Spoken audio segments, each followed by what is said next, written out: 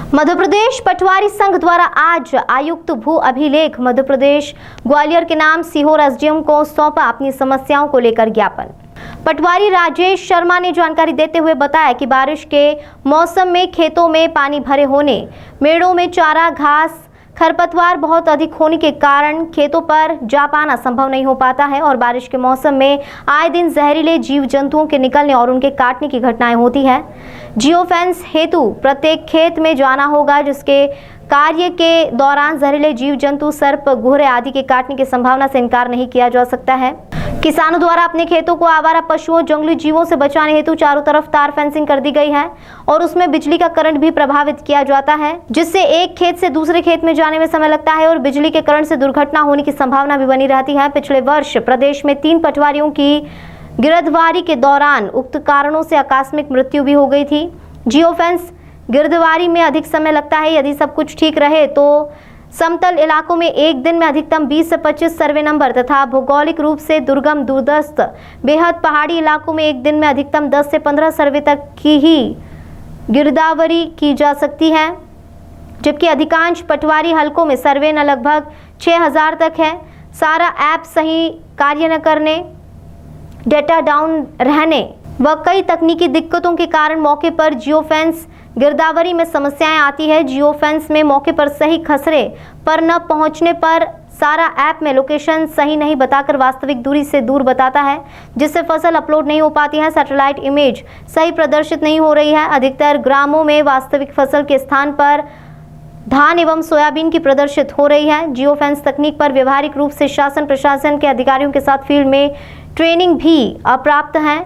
जियो fence में अधिक समय लगता है, जबकि पटवारी के पास असीमित कार्य होने के बाद बारिश और आपदा से जुड़े कार्यों में भी अन्य शासकीय योजनाओं में पीएम किसान, सीएम किसान आदि में निरंतर कार्यरत होने से पटवारियों के पास समय का अभाव है।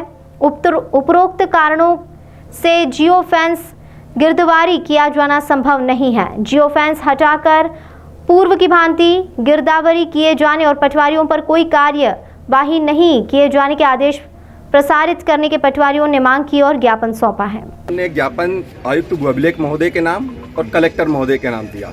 आयुक्त भू अभिलेख महोदय को हमने जियो फेंस गिरदावरी, उसकी अव्यवहारिकता और फील्ड में उसके क्रियान्वयन में आ रही दिक्कतें है ना, उसके संबंध में ज्ञापन दिया।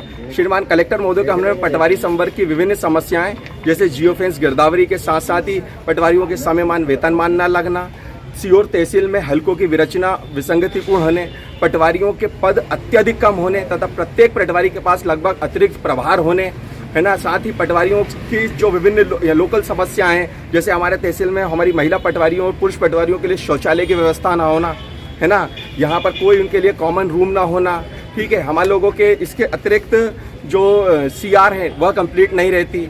विभिन्न जितने भी हमारी समस्याएं उनके संबंध में कहा, हमें असमय जो है मीटिंग बुलाया जाना और विभिन्न अधिकारियों के अपने अपने अलग अलग व्हाट्सएप ग्रुप होना, जबकि हम काम करने वाले एक ही हैं। हम मूलतः तहसीलदार के नियंत्रण में, हमें तहसीलदार के माध्यम से ही कार्य कराया जाना चाहिए। राजस्व संहिता में भी पटवारी सीमांकन के लिए अधिकृत नहीं है, लेकिन उससे सीमांकन कार्य कराया जाता है। सीएम पीएम किसान ई-KYC ये पटवारी के लिए एक सरदर्द बन गई है, जबकि ई-KYC का कार्य कृषक को स्वयं करना है। अब वह कृषक बचे जिनका कोई आधार में उनके बायोमेट्रिक आइडेंटिफिकेशन फेल हो रही है, और ऐसी स्थिति में वो उसके लिए पटवारी को जिम्मेदार ठहराया जा रहा है। डाटा लिंकिंग के अंदर बहुत सारी विसंगतिपूर्ण है, तो जो डेटा की गलती है उसके लिए भी पटवारी को जिम्मेदार ठहराया जा रहा है। हमारा मानना है कि तकनीक की अपेक्षा उस पर तकनीक में सुधार किया जाए।